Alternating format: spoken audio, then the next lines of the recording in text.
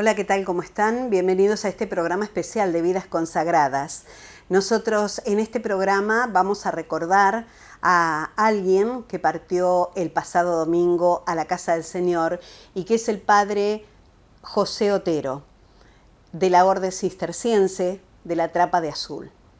Nosotros tuvimos la oportunidad de conocer a José, así lo digo porque fue un amigo para nuestra familia, en la oportunidad en que el monasterio cumplía sus 50 años de establecerse en la Argentina.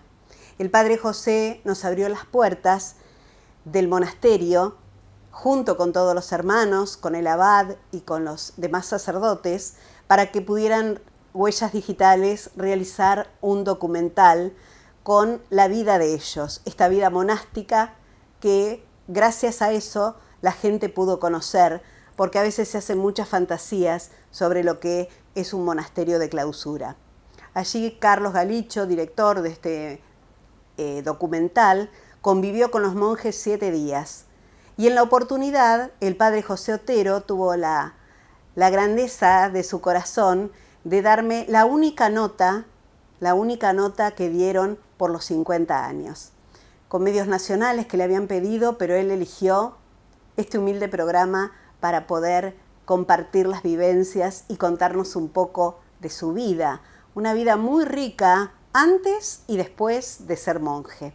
Antes de ser monje, el padre José fue músico toda su vida, en realidad, porque era un placer escucharlo cantar en el monasterio, su voz sobresalía, pero fue músico de bandas muy importantes que recorrían el mundo, y allí, estando en Italia, se dio cuenta de que quizá no era eso lo que él quería, de viajar todo el mundo, toda la vida con la música, sino de experimentar otra vida.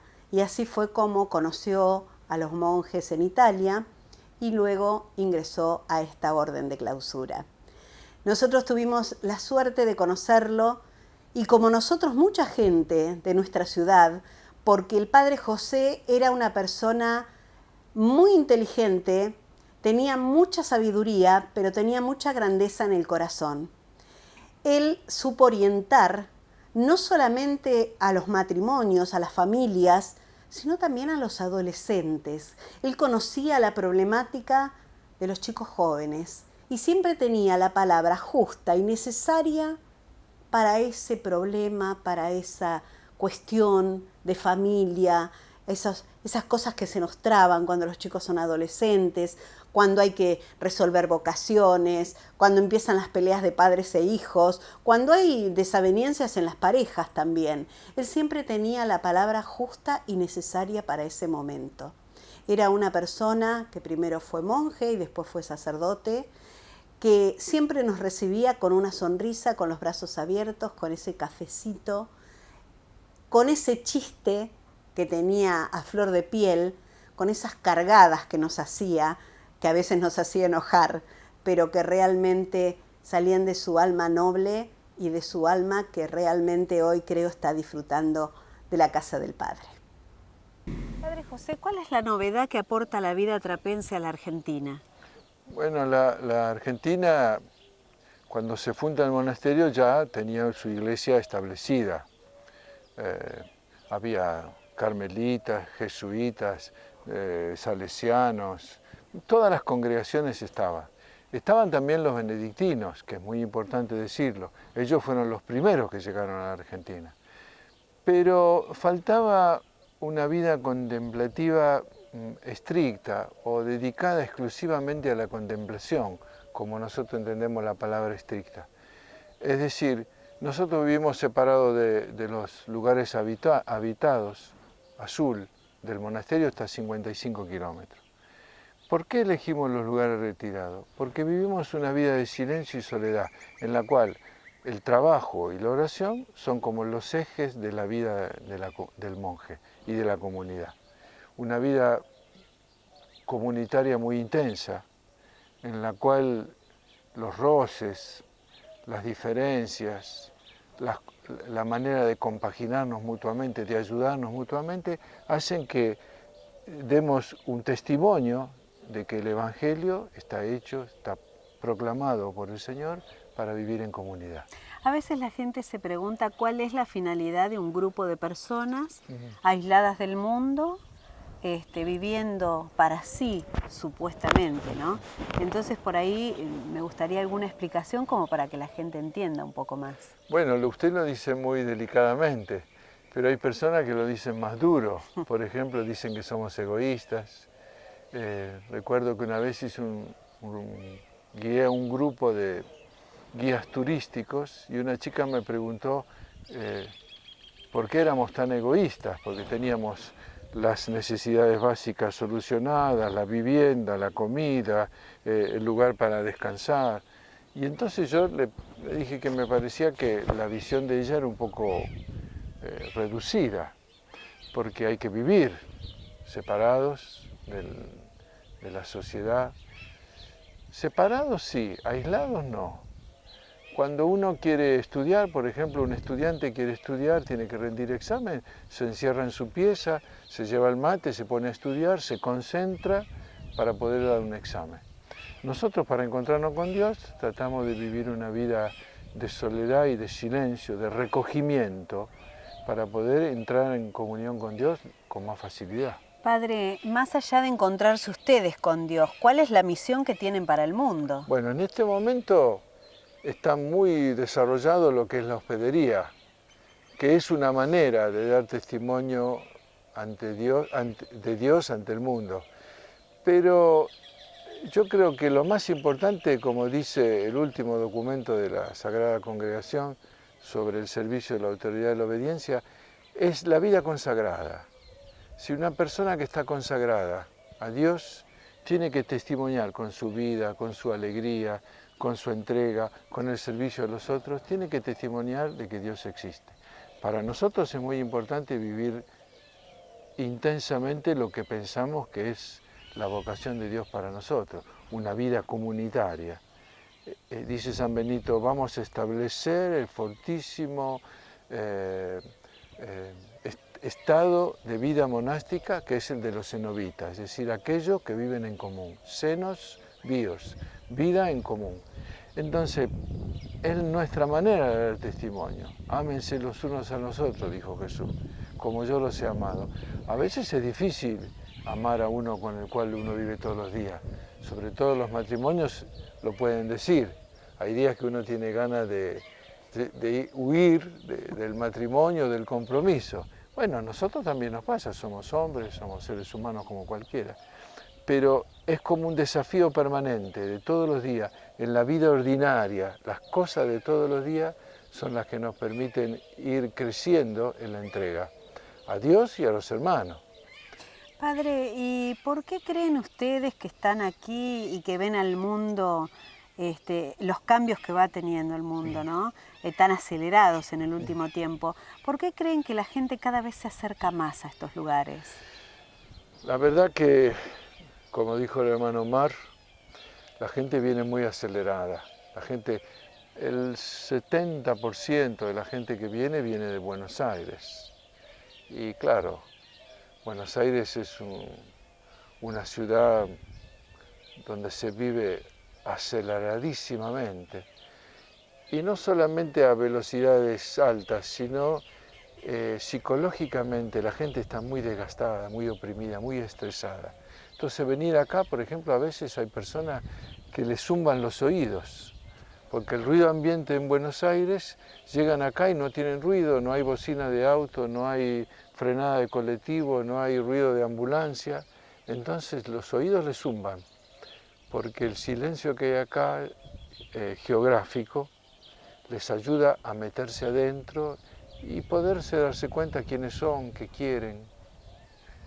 Falta el otro paso, que es entrar en oración. Para eso ellos participan de los oficios y pueden de alguna manera ser ayudados a entrar en oración. ¿Al hombre de hoy le teme entrar adentro del mismo? El hombre de hoy no está acostumbrado a parar, a detenerse, a mirarse, a percibirse a sí mismo. Dicen los psicólogos que una de las patologías más grandes del hombre actual es la disociación, es decir, no ser socio de sí, por eso se llama disociado. Y entonces detenerse, permitirse a sí mismo experimentarse como un objeto de estudio, de reflexión, el hombre de hoy le cuesta mucho, le cuesta mucho. ¿El hombre necesita de estos espacios para encontrarse con Dios o en la vida cotidiana con ese trajín se puede encontrar? Bueno, Jesús se retiraba a rezar a solas y después estaba con los discípulos.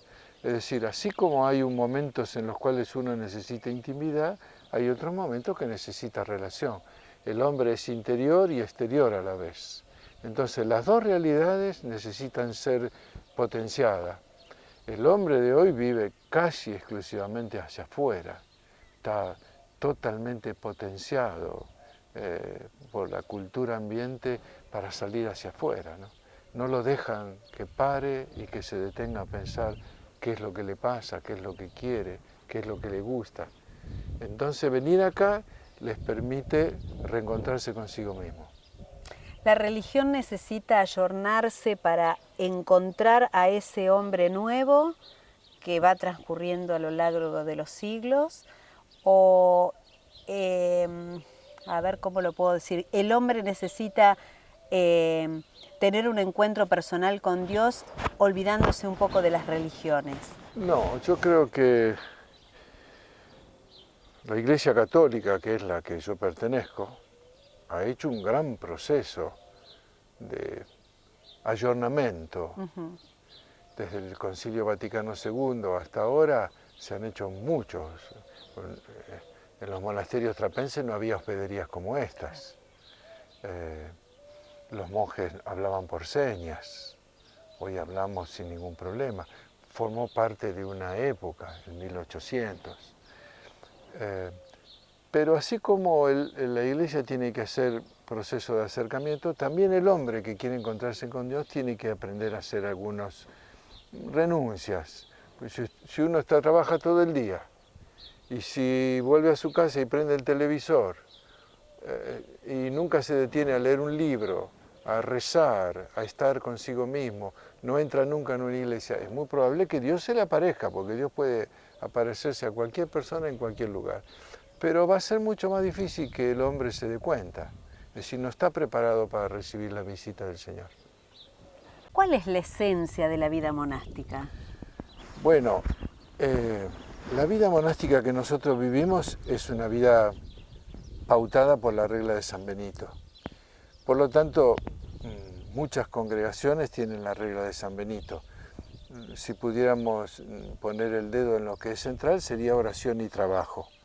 Pero no es solamente eso, además está la lectio divina, que es la lectura de la palabra de Dios diaria, el ejercicio principal del monje, diario, la vida comunitaria, el estar todos juntos y ayudarnos mutuamente para llevar adelante esta vocación. El trabajo, que es muy importante, nosotros no vivimos de donaciones, vivimos de nuestro trabajo. Entonces, en las situaciones económicas que vive el mundo y nuestro país, hoy día sostener un edificio como este y los servicios que hay acá, hay que trabajar. También lo más importante es la vida de oración.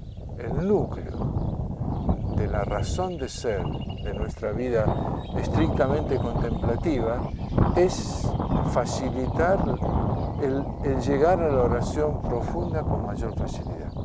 Todo está ordenado en nuestra vida para facilitar el encuentro con Dios por medio de la oración. Eso sería lo que nosotros pensamos que es lo fundamental, lo esencial de nuestra vida. Así como en distintos momentos nombró el matrimonio, como haciendo una comparación de poder llevar adelante la vida en el monasterio, que es con sacrificio, con resignación, con obviamente con alegrías también, ¿no? Y con gratificaciones.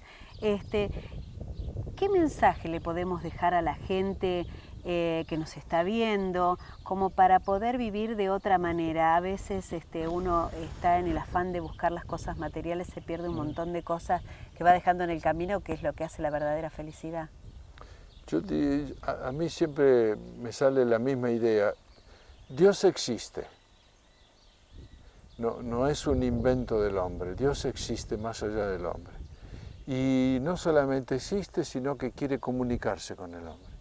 Por lo tanto, hay que dar espacio a la presencia de Dios. Hay personas que nunca se detienen durante el día, ni aún, no digo para encontrarse con Dios, ni aún para darse espacio para encontrarse consigo mismo. Muchas personas que vienen acá a la hospedería no tienen nunca un encuentro con Dios, nunca se detienen, por ejemplo, nunca entran en una iglesia. No digo que vayan a misa, cada uno sabrá si puede ir a misa o no, pero entrar en una iglesia, quedarse 5, 10, 15 minutos en silencio, contemplando una imagen de la Virgen, una imagen de Cristo o el mismo Señor presente en el sagrario, es una manera de oración, es una manera de decir, la vida es importante, pero el eje de la vida de una persona está en el encuentro con Dios. Entonces, el que no hace nunca ese tipo de esfuerzo, ese tipo de opción, es muy difícil que se encuentre con Dios. Es muy difícil. Dios va a tener que hacer una gran aparición para despertarlo. Pero si uno está entregado, abierto, predispuesto al encuentro con Él, es muy probable que Dios se la haga presente. Esa es un poco nuestra vida, ¿no? Y no hacer cosas extraordinarias. La gente piensa que tiene que hacer cosas extraordinarias para encontrarse con Dios. La vida misma es un encuentro con Dios. Si uno vive bien, muchas veces en el matrimonio uno no tiene que hacer cosas especiales para manifestar el amor al otro. Las cosas ordinarias de la vida son muy importantes. Es como que se van perdiendo el sentido las cosas ordinarias de la vida. Comer juntos, apagar el televisor cuando se come, dialogar, salir juntos, estar en la presencia de Dios, rezar. Hoy se ha perdido mucho el rezar, por ejemplo, el rosario en la familia. Es muy difícil encontrar personas que se dicen cristianas que rezan el rosario en la casa. Acá en el monasterio hay un hermano que todos los días reza el rosario con los huéspedes que vienen y con algunos otros hermanos de la comunidad. Todos los días está el momento de oración para encontrarse con el Señor. Al hombre le falta unir la vida cotidiana con Dios. ¿Hay una fragmentación en la vida del hombre? El hombre está muy fragmentado y muy materializado. Se vive para trabajar, para ganar plata, para poder subsistir. Ya no decimos para ahorrar, para poder subsistir. Un poco la culpa la tiene la economía, la cultura actual, pero no le vamos a echar solamente la culpa a la cultura. También nosotros tenemos que hacer opciones, ¿no? Entre mirar una hora de televisión y dedicarle 15, 20 minutos a Dios, creo que es una opción muy sencilla, pero muchas veces cuesta. Ustedes acá lograron, porque quien viene acá no puede decir que ustedes no tienen un buen lugar para vivir, como decíamos hoy, las necesidades básicas satisfechas. Lo hacen con el trabajo diario, pero han logrado unir ese trabajo diario con la espiritualidad. Cada 2 horas tocan una campana y tenemos los 7 oficios del día. Vigilias, 3:15, laudes con misa 6:30, 10 de la mañana tercia, 12:15 sexta, 14 horas nona, 17:45 víspera y 17:35 completas. Así que... ¿Y eso no se modifica por ningún trabajo pendiente? Para ningún trabajo pendiente. Uno corta y va a rezar, después sigue con el trabajo.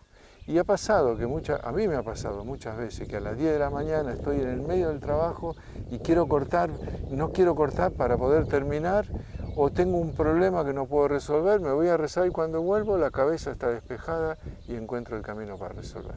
O sea que el mensaje sería que debemos priorizar las cosas en nuestra vida. Hay que hacer opciones. El hombre que no hace opción no es libre, vive como los animales. La vida lo va llevando. En cambio, hacer opciones implica muchas veces dejar cosas buenas, como decía San Pablo, por otras que son mejores. A veces la gente pregunta, ¿qué es la oración? Yo digo, si yo tuviera un ser amado, quisiera estar con el ser amado. Y no solamente estar quietos, sino también compartir.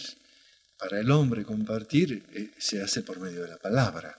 La palabra es lo que de alguna manera caracteriza al hombre diferente al animal. El concepto, la experiencia interior yo la puedo traducir en una palabra. La palabra, vehículo de compartir el interior. Por lo tanto, cuando Dios se hace carne en Jesucristo, decimos que la palabra se hace carne. Dios viene a hablar con los hombres, adopta nuestro lenguaje en Jesucristo y nos habla. Por lo tanto, la oración es un diálogo con Dios.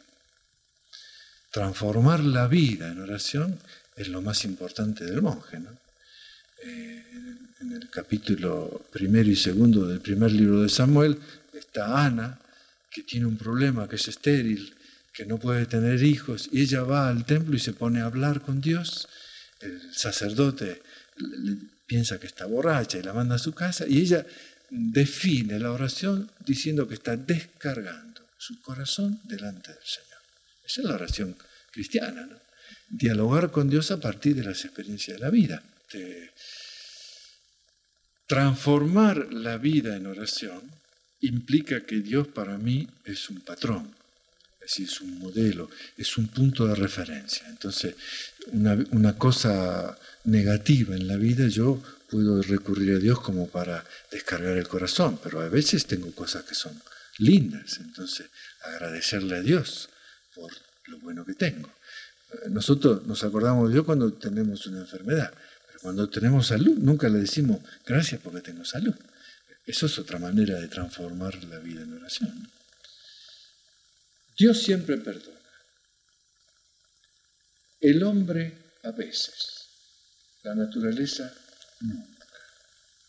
¿Por qué? Porque la naturaleza tiene sus cosas fijas, tiene sus leyes fijas. No se puede romper las leyes de la naturaleza. Entonces, si yo cometo, un acto contra la naturaleza, evidentemente ese acto va a tener una consecuencia que va a caer sobre mí o sobre el ambiente que yo lo estoy realizando. Si yo cometo un acto contra un hombre, es muy probable que la justicia civil me lo haga pagar. Es muy probable que el hombre, si es un cristiano, un hombre creyente y demás, me lo perdone. Ahora, Dios siempre está abierto al perdón. Nunca está cerrado. ¿Qué es la perfección, no? Sí. Para nosotros la perfección es algo que no tiene ninguna falla. Y para Dios la perfección no es eso. La perfección es el amor. Entonces, amar es ser perfecto para Dios. Jesús lo dice, sean perfectos como el Padre. ¿Y el Padre qué? Hace salir el sol sobre buenos y malos. Una de las razones por las cuales el monje viene al monasterio, sobre todo en el monasterio cisterciense trapense, se los llama escuela de caridad. Es para aprender a amar. Aprender a amar es un ejercicio que lleva toda la vida. Porque uno siempre se está amando a sí mismo y mal. Entonces aprender a amar es primero aprender a amarse a sí mismo y después aprender a amar a los otros y aprender a amar a Dios. San Agustín tiene una imagen muy linda. Está paseando por el mar y como él se había convertido y era una persona que su cabeza funcionaba a 200 kilómetros por hora, quería definir a Dios. Definir quiere decir enmarcar a Dios por los fines. Entonces un ángel se le aparece y le dice que haga un agujerito en la playa y que trate de poner el mar en la playa. Viene una ola y hace desaparecer el agujero, porque la arena no está. Entonces el ángel le hace ver que para poder comprender a Dios hay que dejarse abrazar por Dios. San Agustín quería abrazarlo a Dios. Para poder tenerlo hay que dejarse tener por Él. Sí, hay que dejarse abrazar por Él. Hay que dejarse amar por Dios para conocer lo que es el amor. Es lo que dice San Juan. Hemos conocido el amor porque Él nos amó primero. La pregunta sería, entonces quiere decir que el hombre no sabe lo que es el amor hasta que no experimenta el amor de Dios. Importante. Hoy día que nos creemos que amamos, ¿no? Cuando en realidad es a lo mejor una simple pasión.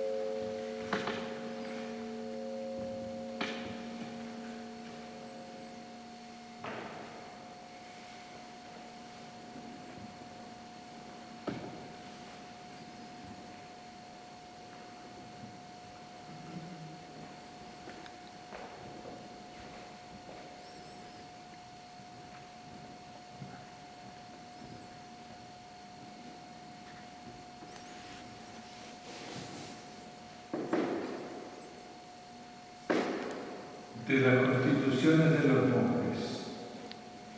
Constitución 34 con su primer estatuto, el gobierno del abad. El abad es superior mayor, tiene potestad eclesiástica del régimen, tanto en el fuero interno como en el externo. Es superior de un monasterio que todavía es parte de la casa fundadora, tiene potestad delegada, que a su vez puede subdelegar. Cuanto se establece sobre el abad se aplica con igualdad de derecho al prior del priorato y de un superior al mutuo, a no ser que se indique expresamente otra cosa.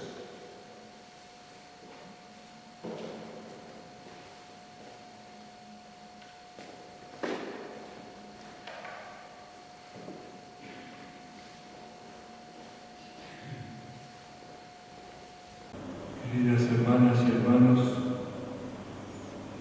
el hombre propone y Dios dispone. Me hubiese gustado tener un día soleado y la Virgen quiere darnos agua para el campo. Elegí el Evangelio de San Juan y leímos otro. Amén. En una misa de acción de gracias como esta, con el temor que tengo de hablar frente a los monstruos sagrados que tengo detrás mío, lo que se debe hacer es dar gracias. Primero a todos los hermanos que están presentes. Gracias por estar con nosotros hoy, en este día.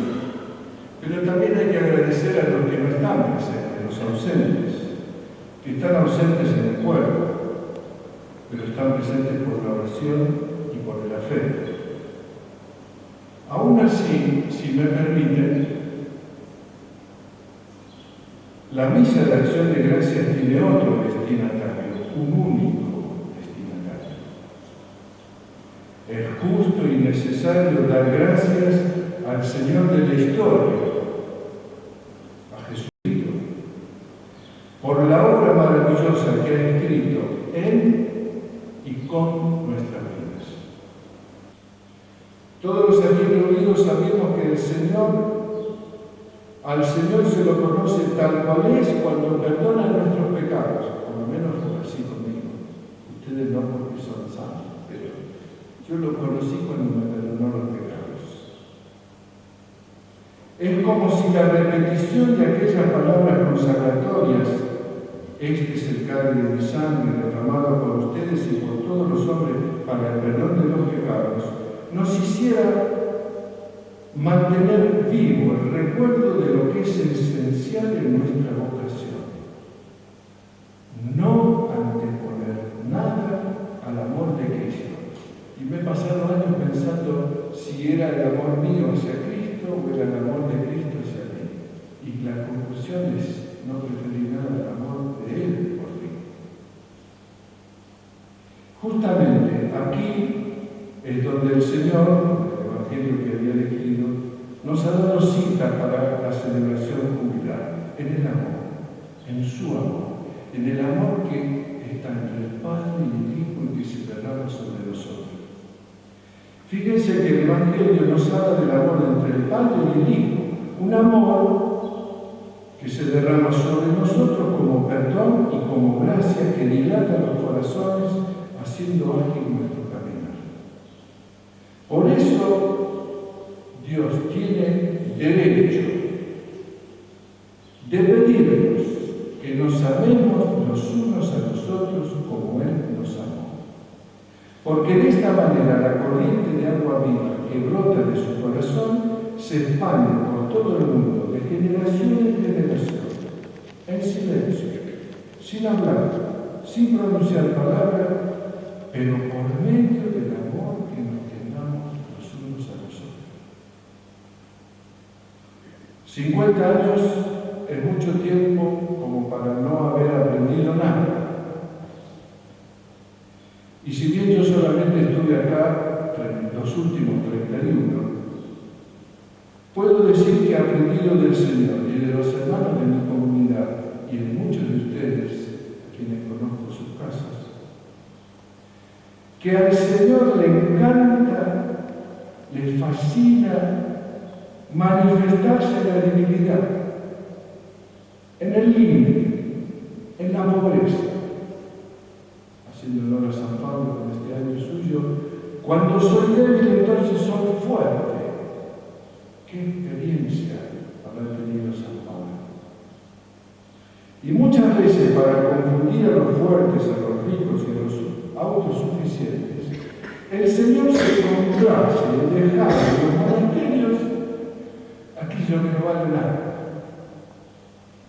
para que quede patente ante el mundo que todo es fruto de su gracia y de su misericordia, aún nuestro consentimiento, y dejo a los teólogos y a los sabios que resuelvan el problema como hacen para no coartar nuestra libertad. ¿Cuántos momentos de debilidad, de límite, de pobreza de 50 años? ¿Cuántos?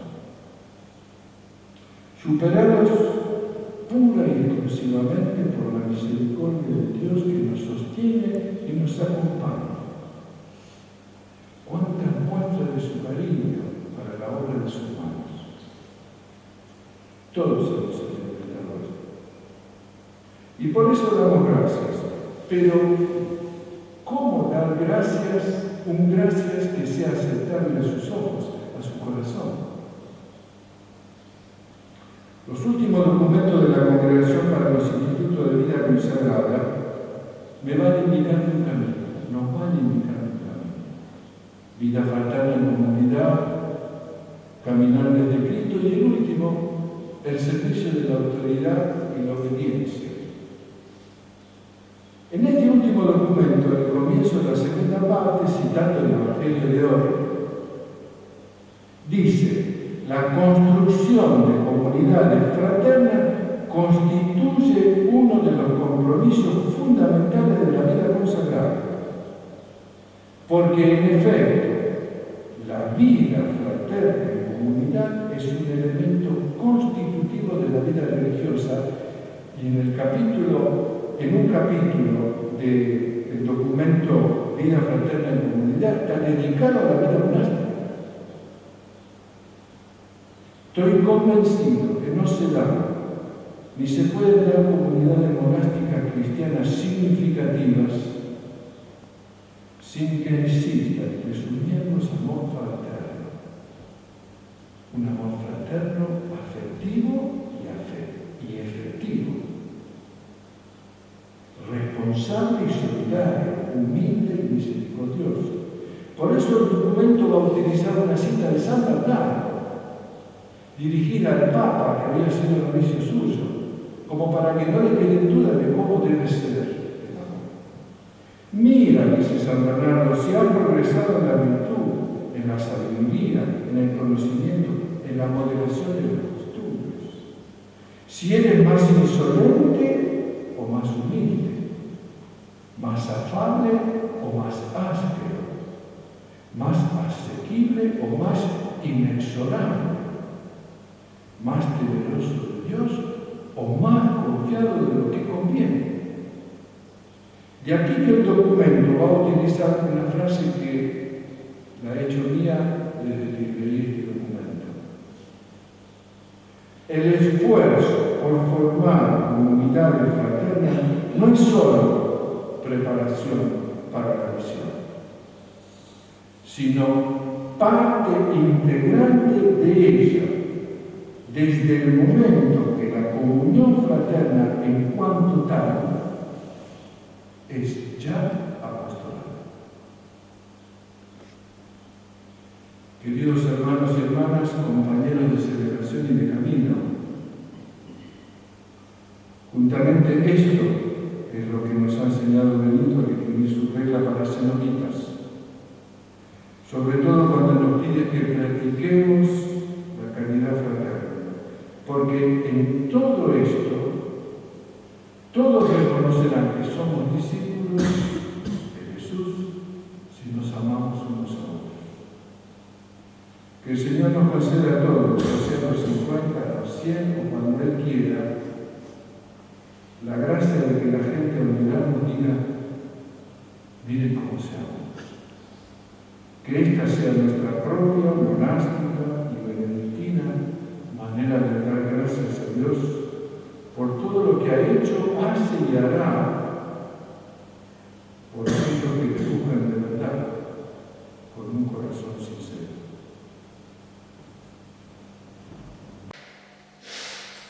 Jesús, como permanece para siempre, posee un sacerdocio inmutable. De ahí que Él pueda salvar en forma definitiva a los que se acercan a Dios por su intermedio, ya que vive eternamente para interceder por ellos. Él es el sumo sacerdote que necesitábamos, santo, inocente, sin mancha, separado de los pecadores y elevado por encima del cielo. Él no tiene necesidad, como nosotros sumos sacerdotes, de ofrecer sacrificios cada día, primero por sus pecados y después por los del pueblo. Esto lo hizo de una vez para siempre, ofreciéndose a sí mismo.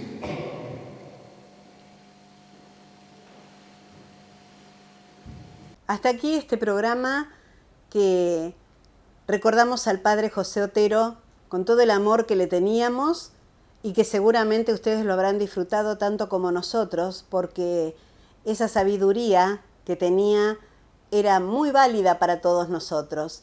Nos las dejaba en las homilíadas, cuando se iba a misa, en las pequeñas lecturas del Evangelio. En todas las enseñanzas Él dejaba su impronta y su palabra.